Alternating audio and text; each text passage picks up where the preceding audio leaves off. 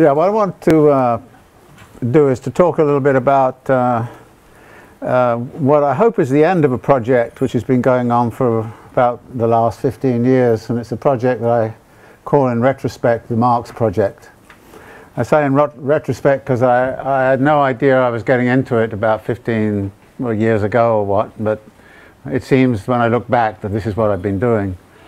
And the project really has two sides to it. One is that I was getting very annoyed, increasingly so, by what I felt were gross misrepresentations of what it was that Marx had to say and the sorts of things that he was into. Gross misrepresentations not only by people of the right and the liberal centre, but also sometimes by Marxists as well.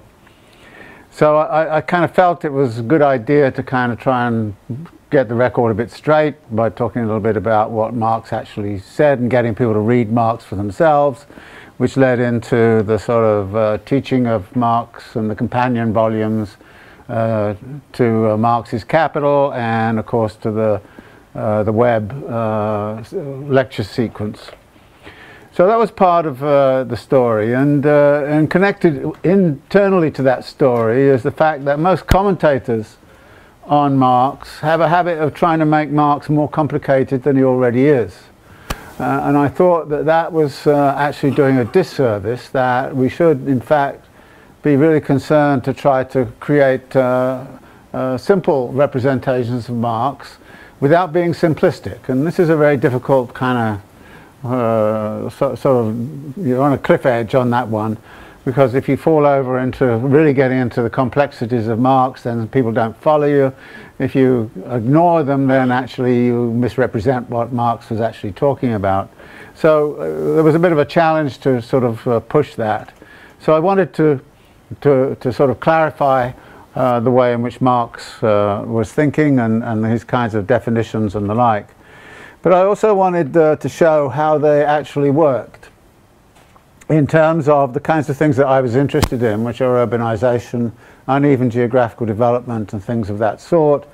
And that led to a whole kind of series of books about Paris and the Second Empire, urbanization, other stuff about the neoliberalism and the history of that, the new imperialism, and so on and so forth.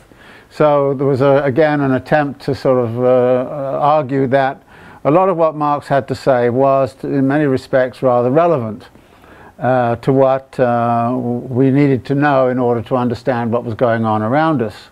And this, to me, was a very important part of, in a sense, the first project as well, because there are many aspects of what Marx does which are sort of kind of way out there, and I tended to have a reading of Marx which was not based on a sort of trying to discern the thinking of an authority figure or anything like that. It was really about trying to create an understanding of Marx that actually worked. And so if there were aspects of what Marx was talking about that didn't work in relationship to the actual historical stuff I was looking at, then it seemed to me that they should be laid to one side, not necessarily abandoned, but just laid to one side, and wasn't going to be concerned with those things. I only wanted to be concerned with those things that really helped to understand questions of urbanization, uneven geographical development, imperialist relations, and all the rest of it. So this then has led to a variety of things, and it's led at this point to a book which I've just finished, yet another one, and I've just finished it in a rather curious kind of way, because about 2 years ago there's one aspect of Marx's theorizing which is always kind of a topic of deep controversy, which is, how does Marx use the value theory? What is Marx's value theory? There's a lot of discussion about the labor theory of value, and I decided about 2 years ago, and in fact I was prodded to it by Zizek of all people. I was at a conference and I mentioned this, and he says, yeah, you've got to do it, yeah, you've got to do it. So the next time I saw him, he says, have you done it yet? Have you done it yet? You know, Zizek, if it had been Zizek, he would have done it in 3 months, but there I was still struggling about it a year and a half later. That started to get extremely, extremely complicated.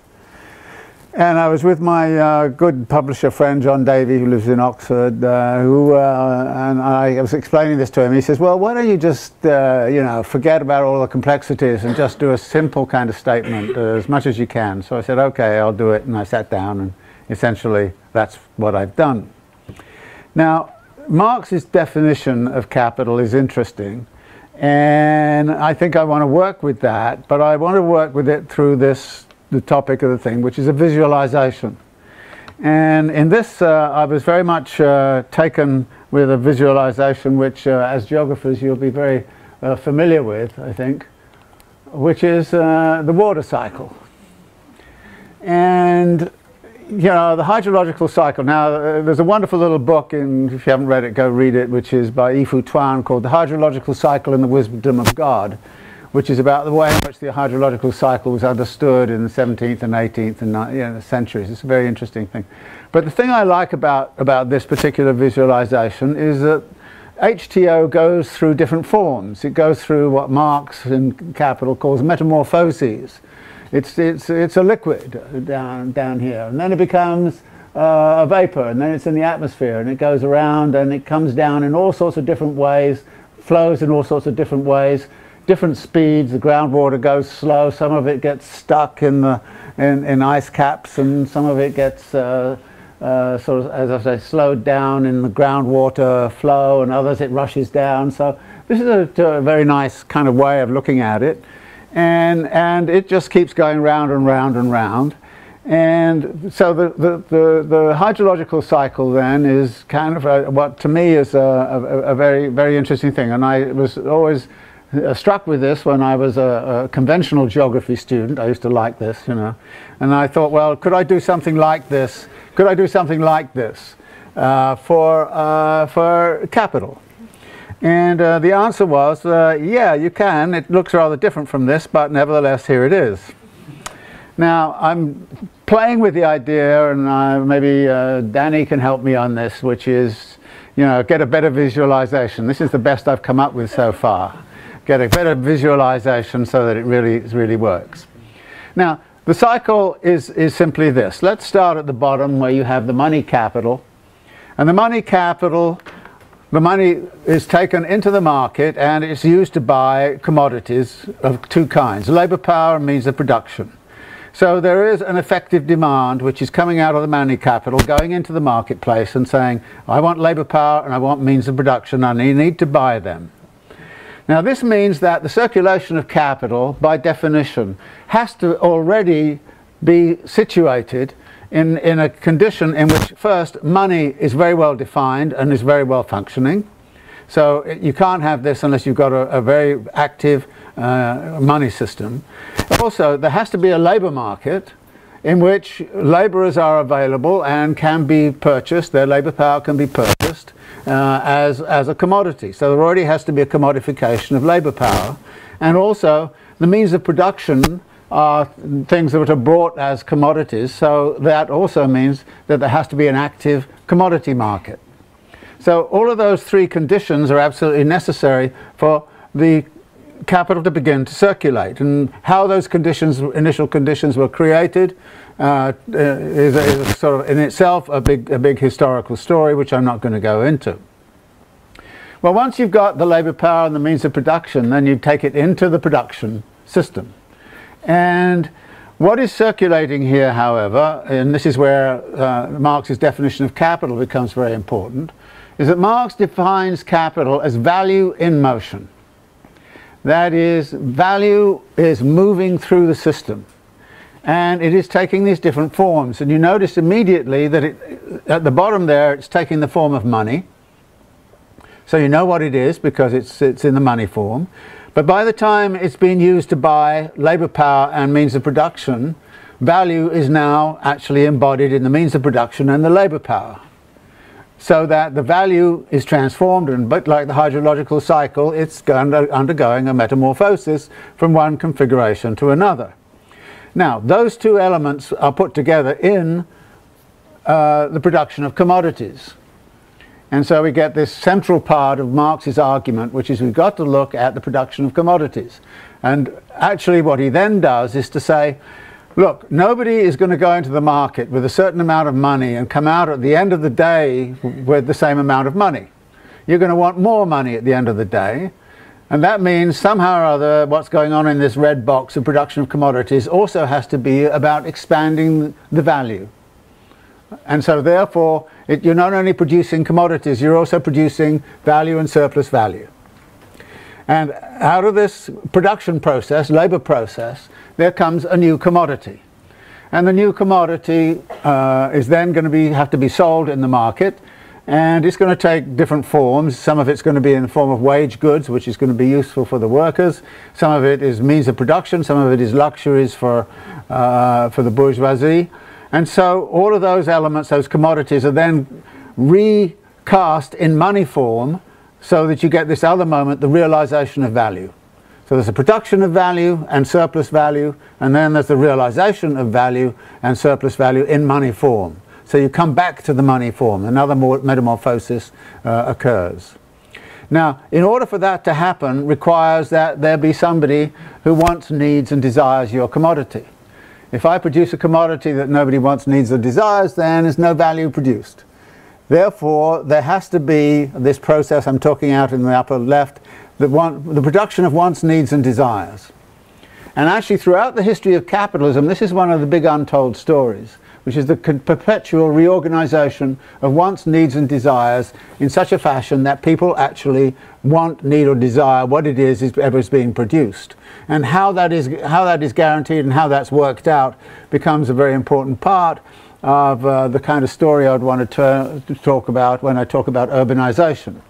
For instance, the production of wants, needs and desires in, say, Second Empire Paris. You have a whole history there of a transformation of lifestyle and a transformation of wants, needs and desires. I would say the same thing about suburbanization in the United States after World War II. This is the production of wants, needs and desires on a mass scale, so that you go live in the suburbs and you have wants, needs and desires which correspond to the kind of lifestyle of that environment. And you back it up with all kinds of ideological configurations. So if you go and watch any of the sitcoms of the American television in the 1960s, they're all about the suburban lifestyle, you know, so the Brady Bunch and I Love Lucy and all those other kinds of things. So the question of wants, needs and desires then becomes very significant. But it's wants, needs and desires backed by ability to pay. So not only do you want to have wants, needs and desires, but you have to have enough money demand to be able to actually buy what it is that you want, need and desire. So the realization of value then depends upon sufficient consumer effective demand. And how that consumer effective demand is managed and organized and orchestrated becomes terribly important to the circulation of this system. But once the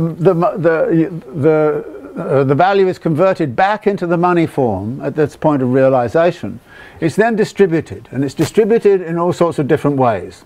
And we go over to the right hand side here, we look at wages, and part of the realization comes from wages which flow back as worker consumer demand, and that worker consumer demand allows, if you come back buying at the wage goods, to actually engage in the reproduction of labor power.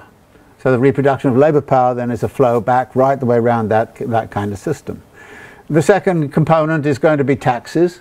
Now, interestingly, Marx never wrote about taxes very much. I mean, he mentions it every now and again, but he doesn't do anything very significant about it. And this is all very odd because one of the big books he's riffing off in terms of the classical political economy is Ricardo's Principles of Political Economy and Taxation. And it's very odd that Marx leaves off the taxation, but I have to put it in because taxation is obviously a very important part of the distributive phenomena, how much the state takes out in terms of what it is doing. Then that leaves, as it were, the different forms of capitalist profit. The industrial profit, that is, the direct producers get a profit. The merchants, who are going to be selling, buying and selling and helping with the kind of pushing the circulation through realization, are going to get merchants' profit. There's going to be rent, which is going to go to the landlords because all of this is going to take place on the land in some way or other, and therefore land rent is extracted. And finally there's interest, on the money itself, so the bankers and the financiers and all the rest of it. So here you have a breakdown of industrialists, merchants, landlords and bankers and financiers versus the state and versus the wages, and that money is then goes over into here. Now once it gets into the distributive sphere, there is a tendency to sort of say, well, that's the end of the story. But of course this is the point about the cycle, that it is not. It is in fact, some of it is going to go off immediately back in as bourgeois demand, state expenditures, worker consumer demand and all the rest of it, which helps bolster the consumer effective demand, which is going to say you've got a cycle in the top right hand corner in itself. The other part will go off in terms of reinvestment, so that, for example, the industrialists will take some of their money that they've earned and they will reinvest it either in expansion or continuation of value and surplus value production. But part of it is also mobilized within the finance capital as interest-bearing capital. So you get a flow of interest-bearing capital which comes back into the money capital, and so you go through this whole kind of cycle. So this is the cycle. It's sat in a particular context, as you see. One is that it assumes something about human nature, and in particular the structuring of one's needs and desires. And we know that that is not constant. Therefore, there is a process of production and reproduction of human nature, which is a contextual condition under which this circulation process operates, and it's a very important one. Furthermore, that production and reproduction of human nature provides certain free gifts to capitalist accumulation. And these free gifts are terribly important. For instance, the cultural knowledge of the workers is something which capital can utilize, and in some parts of the world that cultural capacity is very amenable to the accumulation of capital. Elsewhere it's not. Take for one example, time discipline. If you have a factory system that depends upon certain notions of time discipline, then you have to have a population which is adjusted to that kind of time discipline. If you have a population that kind of says, oh, well, I don't feel like working now, I'm going to go off and do something else, then there's no time discipline, and therefore that is not a free gift. So the question of human nature and the resources, if you like, that are available from the standpoint of capital to try to extract from that world certain capacities and powers. And Marx talks about, for example, the capacity for cooperation. Cooperation is a very important means by which the technology of capitalism changes. And as it changes, of course, that assumes that people have a cooperative attitude and have a cooperative kind of understanding of what it is that they're doing. And again, the notion of cooperation is not automatic. It's not that everybody is endowed with it. It's not that everybody is in that kind of discipline. So the question of the free gifts of human nature, and by the same token, there's also the production and reproduction of nature, which also come to capital as free gifts. Free gifts of resources in the earth, which can be extracted in some way. So you have an extractivism moment, which is coming through here. But also, there are certain ways in which the natural world gets modified into what we often refer to as the second nature. And it's a second nature in which fields, for example, are carved out, and they were carved out 500 years ago, and they're still used for production, so that it's not as if it was done yesterday.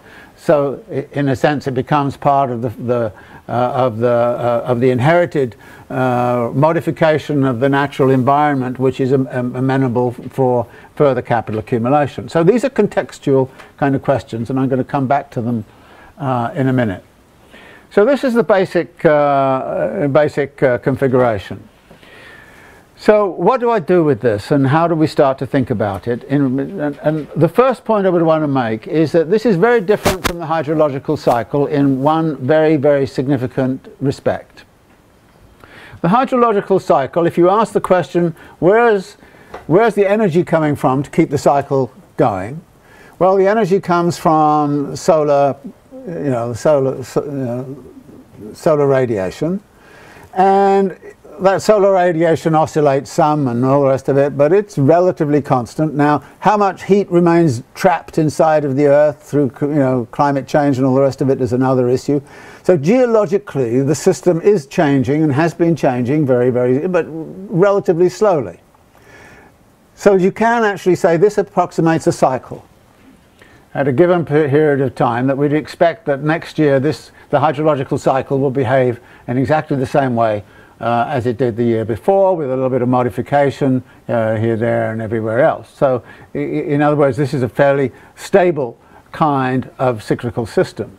The important point about this system we're looking at here is that it is based upon perpetual expansion. That is, you have to have a surplus value. Right in that center of box there, it says the production of value and surplus value. You've got to expand the system. Therefore, the system is not a cycle. It is, as Marx points out in the Grundrisse and elsewhere, it's a spiral. And the spiral is a very particular mathematical form which has very different characteristics than the cycle. Hegel actually talked about these, and he distinguished between what he called a virtuous infinity, which is the circle where things go round and round and round and can go on forever. Kind of, we sit in a gerbil cage and keep on going. So there's a cycle, but then there's a spiral which is kind of doing this, and we do have this English expression which is things spiral out of control.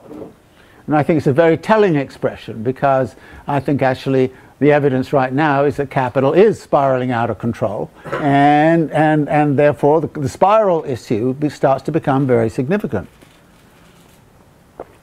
So this system therefore is not a cycle, it is a spiral. And therefore there is radical transformations occurring at every single point here. And as you see, the 3 points in red are the major points within the system. Production, realization, distribution, and then reinvestment is the fourth. So this is all of these have to be geared up in some way to actually expand the system. But this then poses the problem in this case, where is the energy coming from to propel this system onwards? Where is it coming from? Now, the classic way to look at this is to say, well, it's individual capitalist entrepreneurs. They're the ones who take some of the money. And remember, I kind of said there's loads of money sloshing around. They take some of that money and start to use it to make more money. And they're the entrepreneurs. So the entrepreneurs enter in here, and then Marx argues it's the entrepreneur who, when they get into this system, is going to say, I want to make more. I've got to find more at the end. In other words, I've got to find the profit, which translates in expanding this system, creating more and more surplus value. So that's one point of energy. And it'd be the classic point at which everybody would say, see, that's really what's powering this system onwards. My argument from looking at this thing as a totality is this, that it's not necessarily the only point where there's energy coming into the system. For example, Marx makes very clear that if you produce commodities but there's no want, need or desire or no effective demand for it, then you produce no value.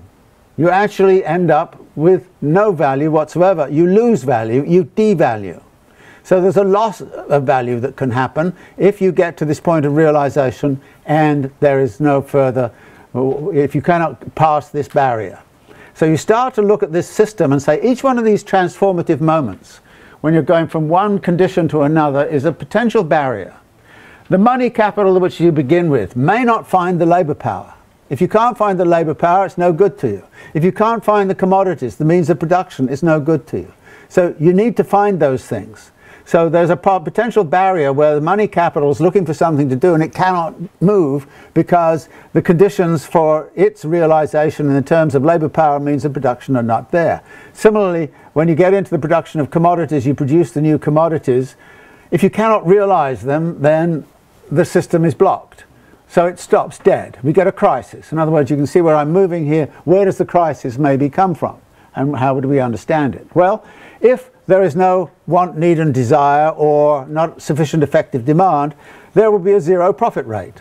And if there's a zero profit rate, then no entrepreneur in their right mind will actually enter in and start to produce.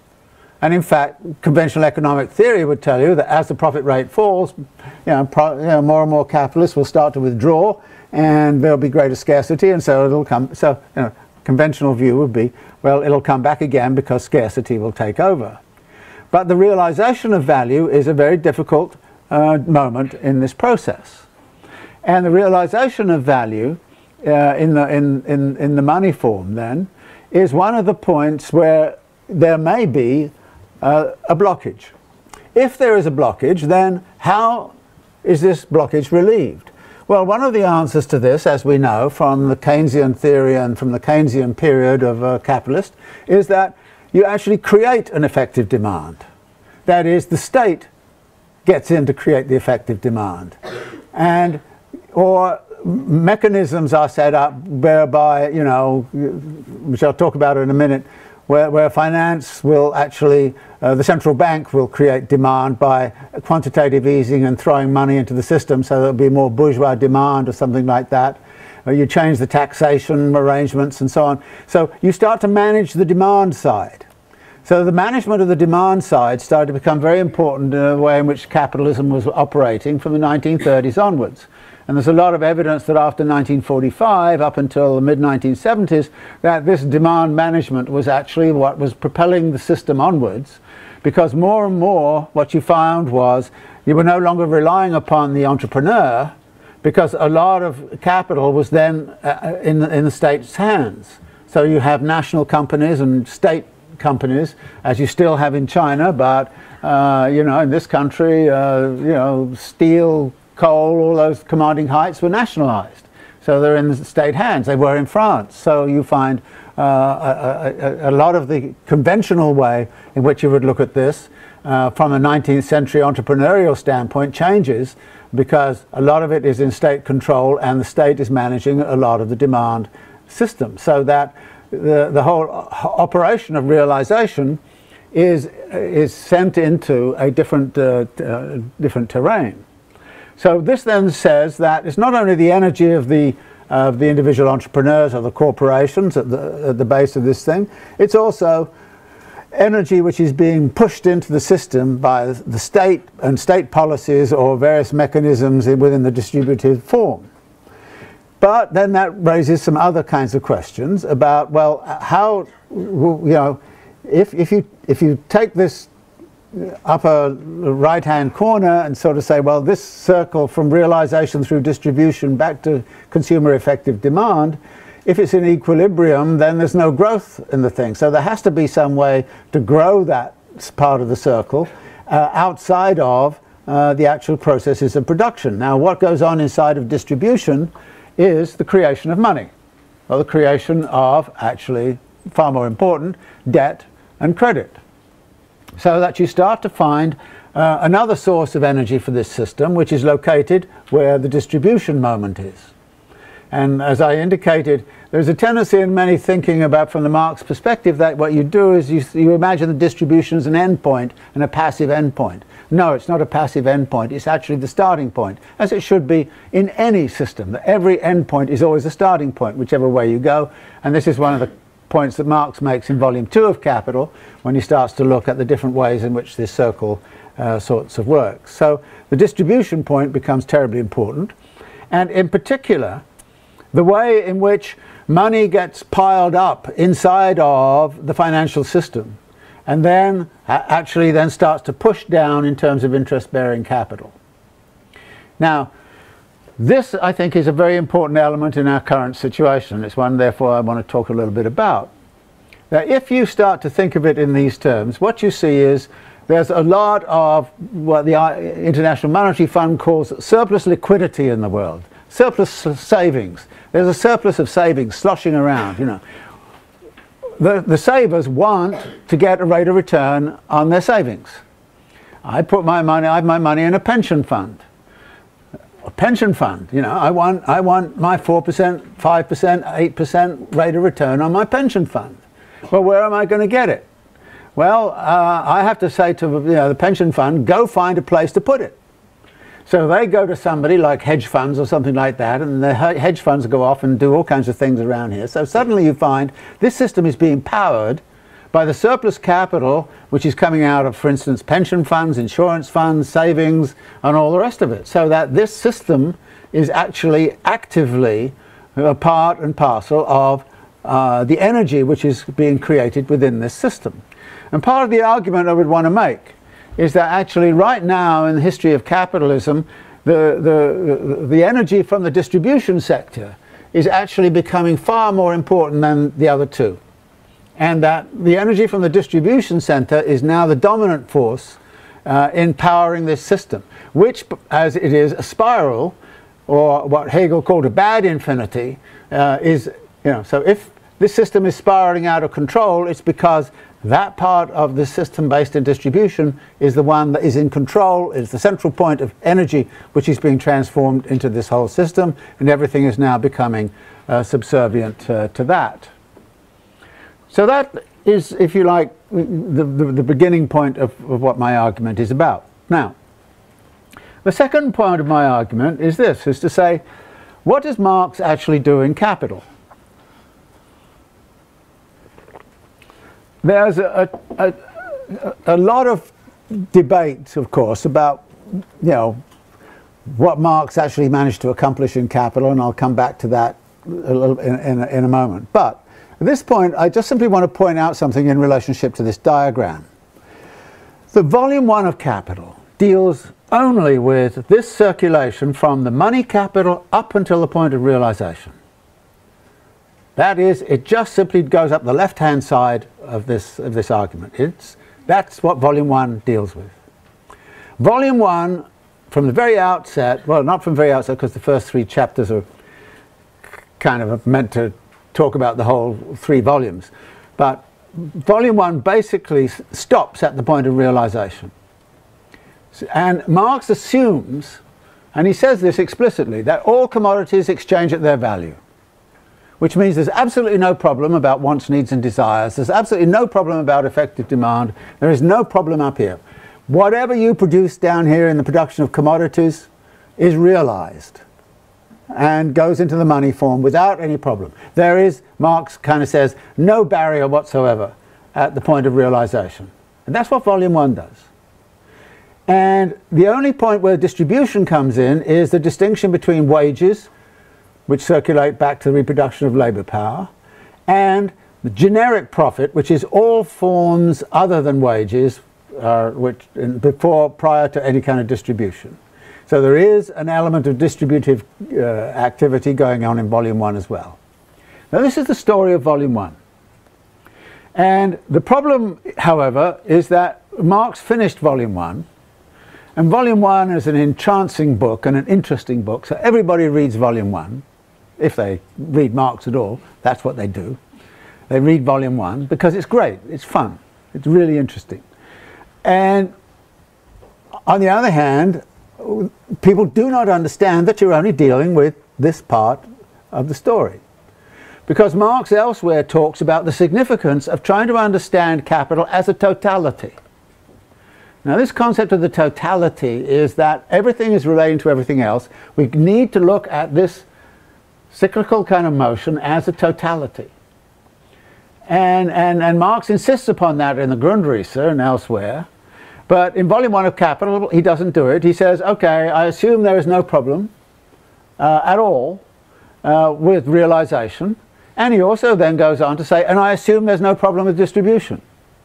And he says, very explicitly in volume 1, he says, I'll deal with realization in volume 2, and I'll deal with distribution in volume 3.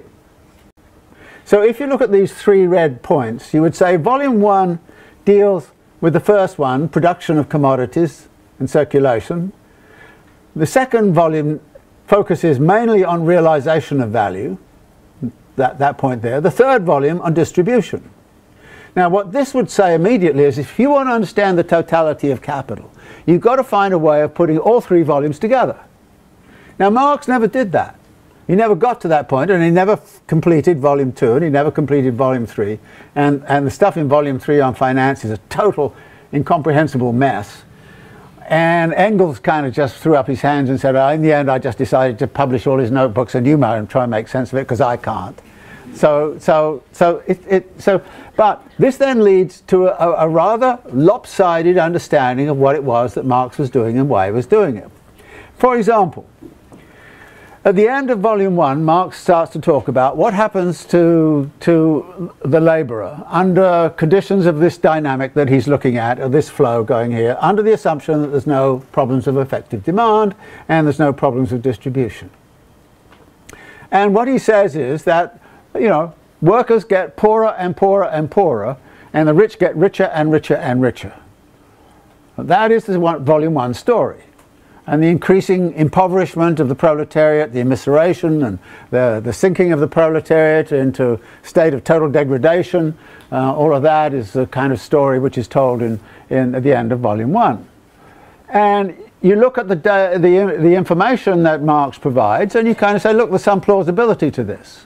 And there's even more plausibility when you say, well, Marx also talks about the way in which capital produces an industrial reserve army. That is, it produces unemployment, and it produces poverty. It actually is actively engaged in that. So this is fine. And you can kind of say, look, if I'm reading all of these accounts in the, the factory inspector reports, then I can see that this is the sorts of things that Marx is talking about are happening.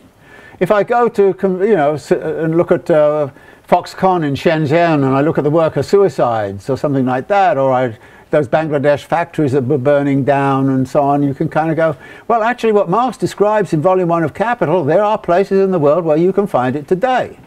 But it doesn't make sense, however, in relationship to a conventional working class in North America, until, you know, the neoliberals came along and started to trash them pretty hard. It didn't make sense in the 1960s, for example, when a white working class unionized labourer in the United States had 2 cars in the driveway, a swimming pool, and all kinds of things like that, and was watching TV. And I mean, you know, if you gave them the picture of what Marx says at the end of Volume 2 and said, this is you, they would say, it's not me. I'm totally unrecognizable, you know. And so, you know, the story of Volume 1 is biased in some ways because of the assumptions that it makes. Now, I'm not going to criticize Marx for making assumptions, because whenever we, you know, develop theoretical arguments, we always make assumptions. And it's perfectly reasonable that he made assumptions and then went on from those assumptions to draw conclusions as if those assumptions were real. And it's perfectly okay to do that. What is not okay, however, is for the reader to come along and say, oh, I'm not even going to be bothered talking to you about the assumptions. You immediately would say, what happens when you drop the assumptions? Well, you start to find out what happens when you drop the assumptions when you go into Volume 2, which is a bit of a mess also, and is very dry and very boring, and nobody really wants to gather with it. But in Volume 2, you get another story. And the Volume 2 story says this, that if you keep on suppressing wages, which the Volume 1 story tells you you've got to do, if you keep on suppressing wages, then at some point you're going to actually interfere in effective demand.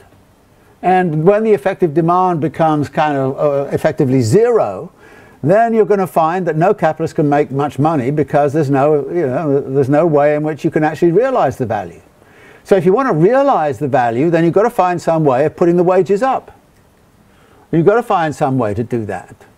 And that's what Volume 2 starts to tell you, and actually in footnotes and things like that, Marx kind of says, you know, the real cause of crises under capitalism is because the wage rate is being suppressed more and more and more by capitalists, and the wage rate is being pushed down to the point where you know, there's not a sufficient effective demand in the system. So the realization of value, which is the topic of volume 2, becomes actually then very significant. So you try to extract from Volume 2 exactly what are the conditions under which the realization of value can occur. Now, Marx does something very peculiar in Volume 2. He actually says, I'm going to assume that everything trades at its value, even in Volume 2. And you kind of say, that's a nutty idea, because he wants to look at... But actually what he does then is to say, I'm going to assume there is an equilibrium of supply and demand, and then I'm going to look at the conditions that have to exist in order for that equilibrium to be maintained. And this is a way of saying, you know, conversely, if any of those conditions are not met, then there is no equilibrium and you've got a crisis. And this is what Marx is doing, you know. So this is, if you like, part of what's going on in volume 2 of Capital is the question of realization is being raised. But then there's something else that's weird about the assumptions of volume 2. Two things are actually weird. One is he assumes there's no technological change, because in volume 1 the main focus is on technological change and how technologies are changing to increase the productivity of labor. He is assuming in volume 2 that productivity of labor is constant and there is no technological change. So that's weird. The second thing that's weird is that he assumes that there is no intervention of the distribution into. In other words, the distribution question is not considered.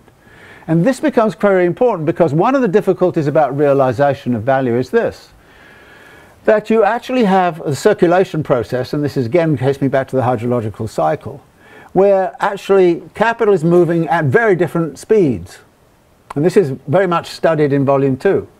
And if it's moving at different speeds, then how does something that only produces once a year, like the cotton crop, meet with a demand from a cotton factory which requires a certain amount of cotton every day? How do you match those two temporalities? And in fact, the whole kind of question then, how do you match the circulation of fixed capital, like buildings and machinery and all this kind of thing? I mean, in other words, what Marx does is to disaggregate temporality in volume 2 and start to ask questions about how do we make sure this system works well. And what you find is that actually it can't work well. And then what it says is that actually, and this gets one of the really annoying thing about volume 2, is Marx kind of says, look, this is not working very well, but it'll all be sorted out when we deal with the credit system. Because the credit system actually, it creates a standardization of time and temporality. And everything then relates to the credit system. And everything is worked through the credit system. And the credit system becomes terribly important in terms of the functioning of the system on volume 2. In other words, if I have a fixed piece of fixed capital and it's going to last me 10 years and I pay £1 million for it, you know, in the first year, and after 10 years I have to find £1 million to replace it, giving a simple example, then I've got to save for my production up to £1 million over those 10 years. What do I do with all that money I'm saving over those 10 years? If I stick it under the mattress or under the machine or whatever, I'm actually taking vitality out of the system. And people hoarding doesn't actually work well at all. And what Marx starts to point out is that so much hoarding would be had, the greater you rely on fixed capital equipment and the greater the different temporalities you've got, so much hoarding would have to take place, there would be no money in circulation. And the whole thing would gum up. And it's only because the credit system comes in and says, okay, you're saving money, you can put it in the bank and I'll give you your 4% on it or whatever. Or you do it the other way around, which is you borrow at 4% and then pay them off over the 10 years, you know, I mean, that. Then that smooths everything out. And for volume 2 simply cannot work without the credit system. Therefore, the circulation of interest-bearing capital becomes a crucial feature of the stabilization of the system. But Marx says, I'm not dealing with that here because that's in volume 3. He was always doing irritating things like that, you know. So the realization of value is what volume 2 is about. Volume 3 then is about distribution, and some of it is well worked out and some of it is chaotic and a mess.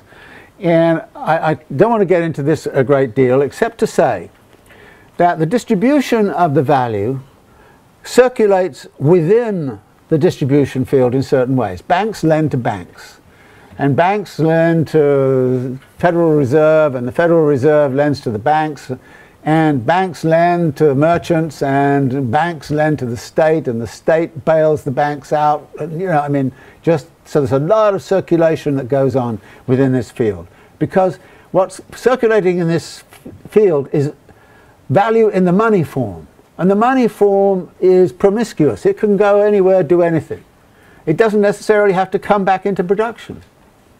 In fact, one of the things what we were seeing is that it's very, very good right now for people to start to invest not in productive activity but in assets, and in particular land and property.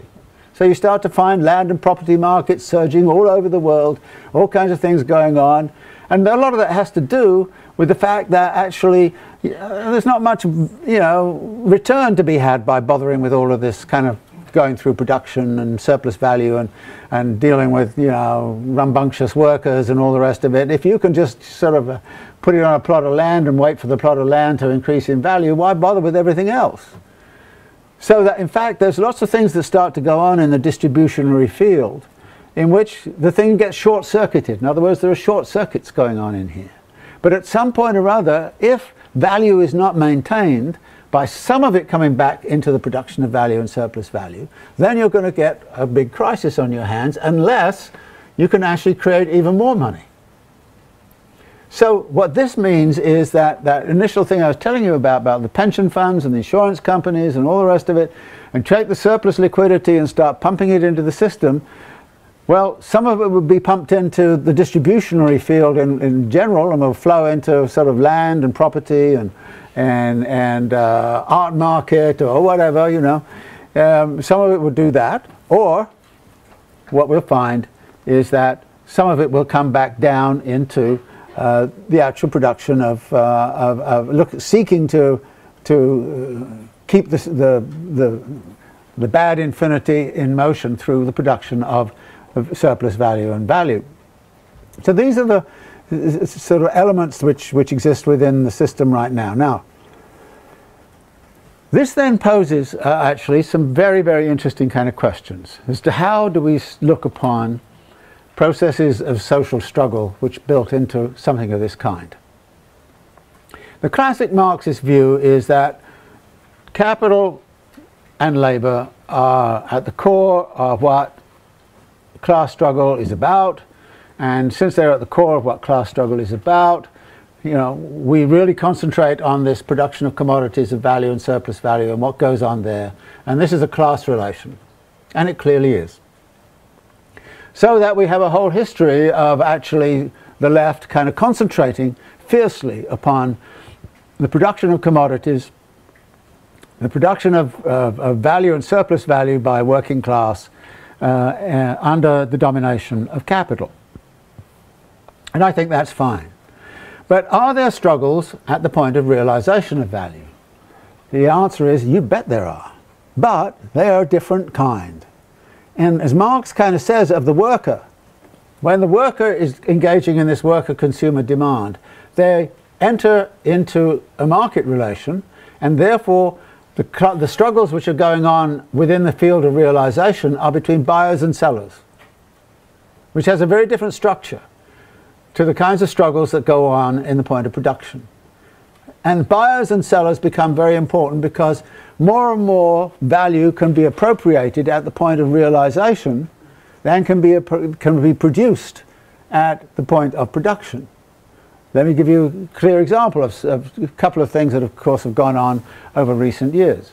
For instance, hedge funds like to go in and buy up a pharmaceutical company, and they buy up a pharmaceutical company which is selling a pill for say $10 a pill, and they then turn around and start selling the pill for $700 a pill. Now we've had several examples of that in the United States over the last 5 years. That's appropriation, that's stealing, that's thievery, if you like, and it acts at the point between buyers and sellers. Same thing about the foreclosure crisis. How many people were caught in the foreclosure crisis of housing and lost their housing through predatory practices at the point of realization? In other words, capital can extract from the point of realization as much as it can from the point of production. And in fact, there's a connection between how much you create at the point of production and where you extract from this point of realization. So that, I mentioned Foxconn, Shenzhen makes Apple computers. Foxconn, according to the Financial Times, has a profit margin of 3%, but the Apple producers sell them in the United States and have a profit margin of 27%. That is, value produced in China is realized in the United States. There's a transfer of value. And the producers get very little, and the merchants in this case, which are, Apple's a merchant capitalist company, it's a bit more complicated than that, but basically it's that. It's a merchant capital, and they're the ones who are extracting the value. And they're extracting it at a different place in the world. And in fact, a lot of transfers of value are occurring in exactly the same way. Who are the richest people in the United States? Well, the Walton family. Where's all the production going from in the Walmart stores? Most of it's coming from China. How much profit margin do you think all those producers have in China? They're very low. How much profit margin do you think Walmart has? Very high.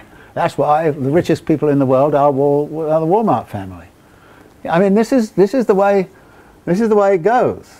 And so when you start to look at this relationship between production and realization, you recognize suddenly something very, very important.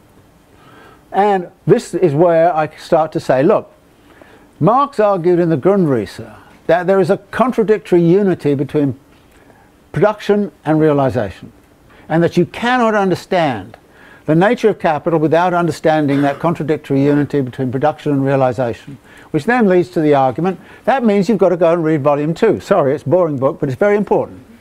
You've got to read it, and you've got to understand it and work with it, because that realization aspect of it is precisely also where the space and time starts to come in. I've already mentioned the temporality, and that of course then gets you to speed up and all the rest of it, so that what goes on in the realization of value involves all sorts of speed ups. It also has tremendous implications for the production and reproduction of human nature and the production of wants, needs and desires. Because if the realization of value is confined in certain kinds of ways, you've got to find some way to explode it because of the spiral conditions. And how do you explode it? Well, you have to shift to something that people consume instantaneously. What do they consume instantaneously? Spectacle.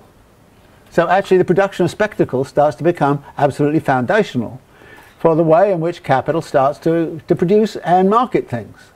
It's very interested in marketing spectacle, because once you've seen the spectacle, it disappears.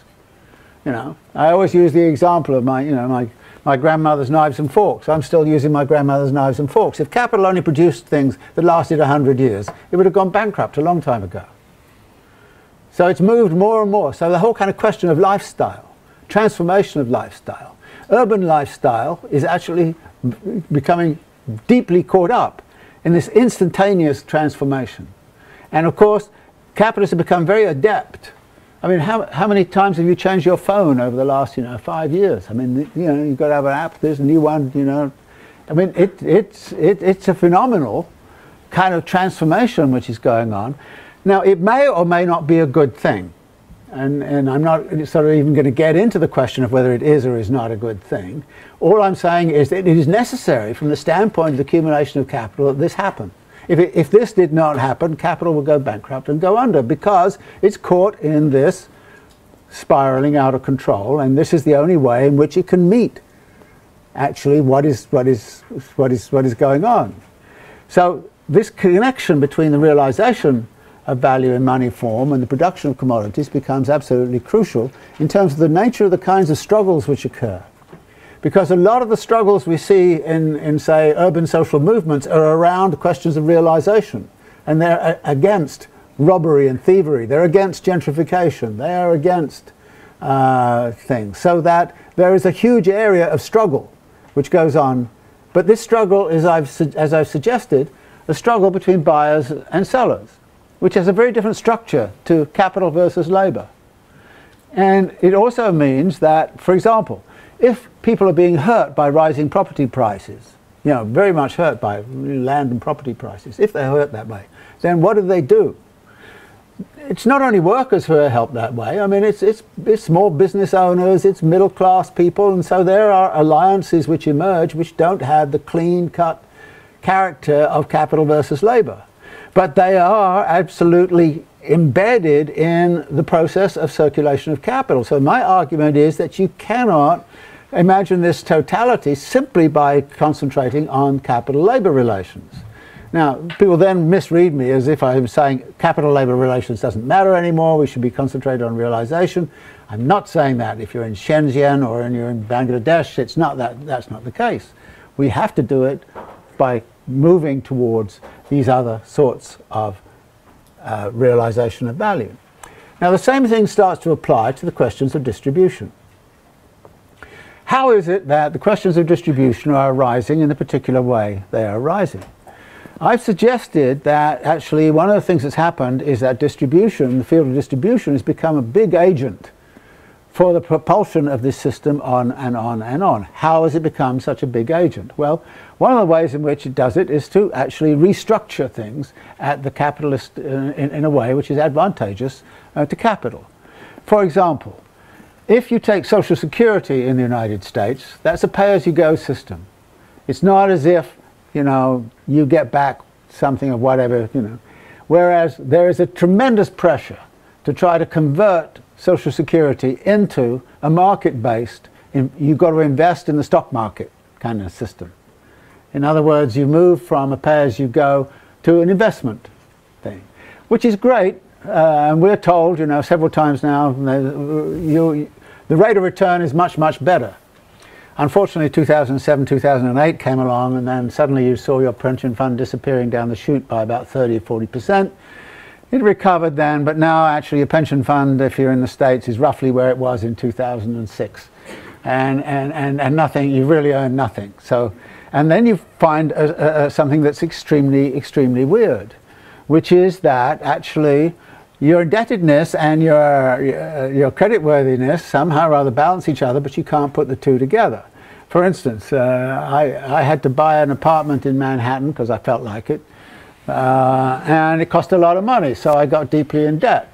And I'm paying 4% on my debt to the mortgage company. At the same time, I'm being forced to put my money into a pension fund. It's mandatory, you know, it's not a choice. I'm forced to put it in a pension fund, which is invested in the stock market, where I hope to get 4%.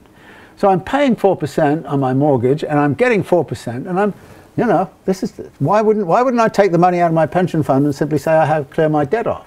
You tried doing that. So many barriers prevent you. The taxation kills you, to start with. It's not rational from the standpoint of anything. And so suddenly you find yourself that you have been, what's surrounded you is a structure of a certain kind, which is actually holding you to a certain kind of activity. Now, the important thing here is this. What happens with this interest-bearing capital?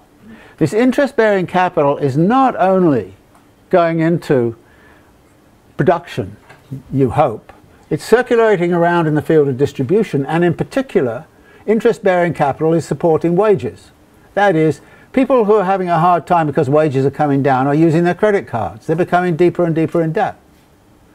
And what this means is that actually the circulation of interest-bearing capital is gradually reducing much of the population to a condition of what I would call debt peonage. That is, you have nowhere to go because your future is already foreclosed. You've got to pay off your debt. 20 years ago in the United States, students didn't have much debt. Now, the average debt, I think, is something like $150,000 per student, something like that. And what do they got to do? They've got to spend a lot of their time, their future's foreclosed. They've got to pay off their debt. That's the point about this, that actually it forecloses the future. It's a claim upon the future. A debt is a claim upon the future. So in effect, what's happening is the field of distribution is actually foreclosing the future. And now this is a very important point because a lot of people can be pretty frustrated by the way this system is working. And as we see, they're voting in insane ways almost everywhere about everything.